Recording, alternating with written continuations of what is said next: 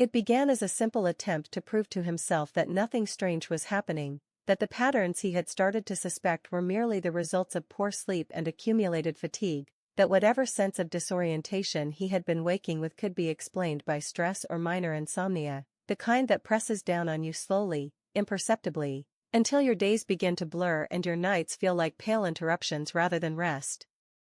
The building had security cameras in all common areas, nothing unusual, just old black and white feeds fed into a centralized screen in the superintendent's cramped maintenance room. Most tenants never looked at it. He had never paid much attention either, not until the morning he found the elevator button on his floor already lit before he'd even approached it, already waiting, open and empty, as if expecting him, and when he stepped inside and saw the faint smudge of a palm print on the mirror that faced the back wall, the same size and shape as his own hand, still slightly damp, still fresh, he realized something wasn't quite right.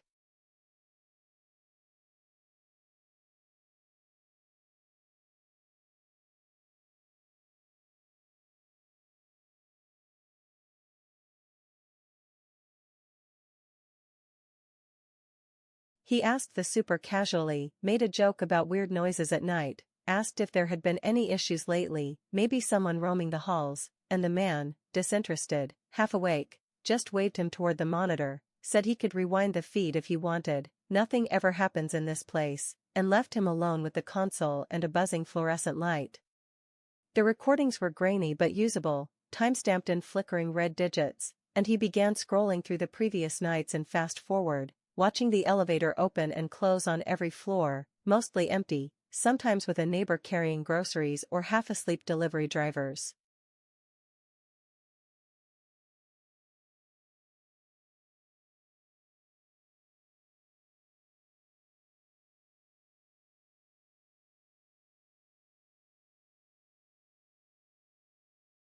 Then he saw it.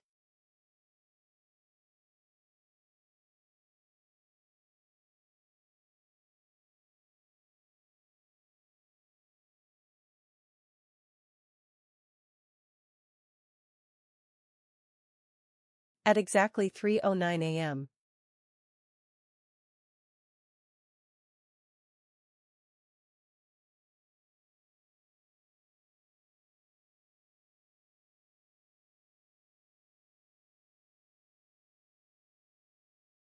Every night.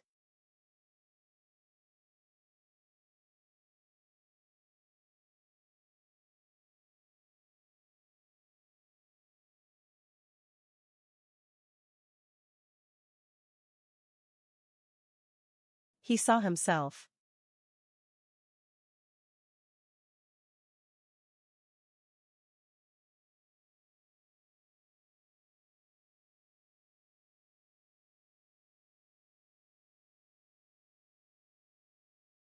There was no mistaking it, same clothes from the night before, same posture, same tired face caught in a flicker of grayscale light, stepping calmly into the elevator from the hallway on his floor, pressing no buttons, saying nothing, just standing with his hands folded in front of him as the elevator closed and descended. He watched this happen once, then twice, then 5 times. Every night, 3:09. Same entry. Same behavior. Same blank expression. And yet, he had no memory of it.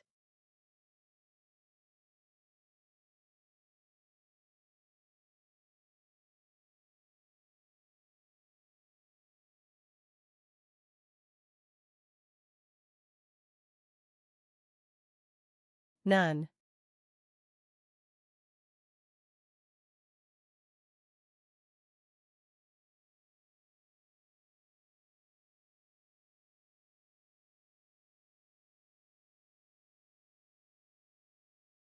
He rewound the footage again, this time slower. Tried to find clues. His posture was slightly different than usual, straighter, stiffer, too still.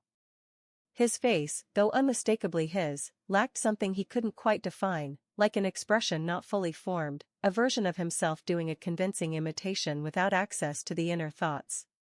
He checked his phone's sleep data, it showed uninterrupted rest each night. No movement. No elevated heart rate. He was supposed to have been in bed. and yet, the footage showed otherwise.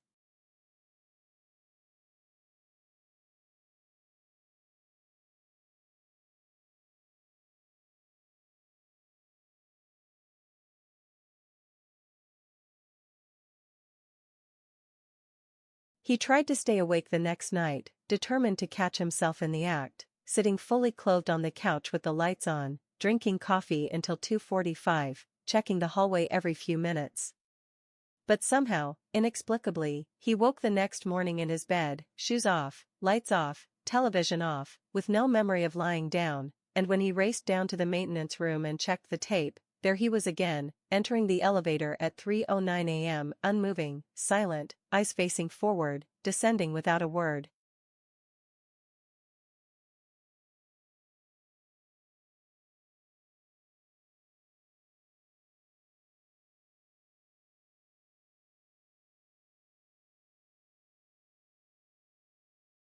He began leaving objects in his path, small markers, things he would notice if moved.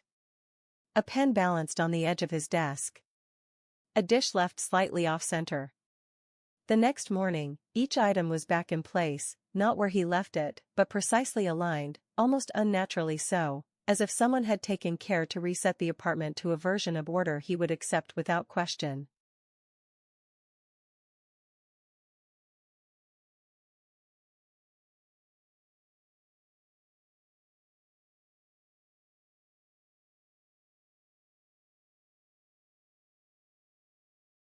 And then, more disturbingly, the version of him on the tape began to behave slightly differently, just enough to unsettle. On one night, the figure paused before entering the elevator, tilting its head as though listening. On another, it looked up into the camera, not directly, but just off-center, as though acknowledging the lens. The timestamps never changed. 3:09, precisely. Every night.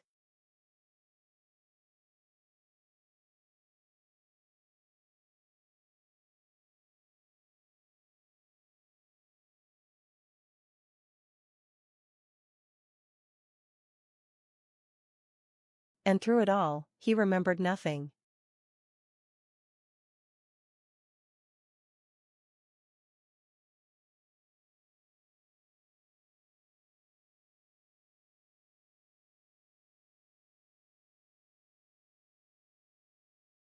The only thing more unsettling than watching yourself do something you don't remember is beginning to suspect that the version of you caught on tape might not only be separate, but somehow aware, not merely following a path like a sleepwalker or an automaton, but functioning with purpose, even if that purpose remains obscured, unreadable, cloaked in the stillness of the image, as though the flatness of the screen can no longer contain whatever it is that's moving inside your shape. He stopped trying to stay awake. Not out of exhaustion, but because he understood now that whatever mechanism pulled him out of bed at 3:09 every night did not rely on his willingness or participation, it simply occurred, like gravity or decay, indifferent and absolute, and instead of resisting it, he began to lean into observation, not just of the footage, but of the quiet traces left behind, the micro-changes in his environment each morning, so perfectly mundane in their placement that they only became terrifying in their repetition. A glass, always dry but moved half an inch to the left, a door that creaked differently despite never being touched, the faint, inexplicable smell of elevator oil lingering in the air long after sunrise.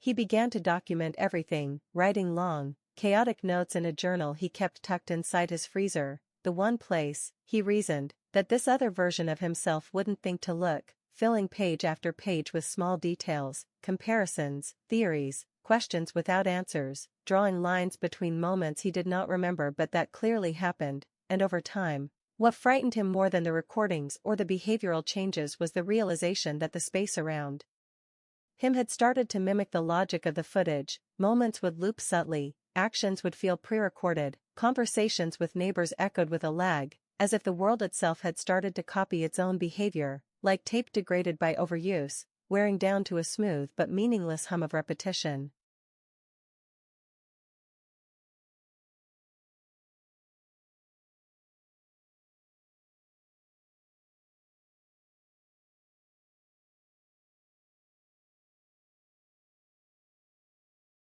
And then, one morning, after reviewing another identical entry on the elevator feed, he noticed something wrong, not with himself, but with the camera.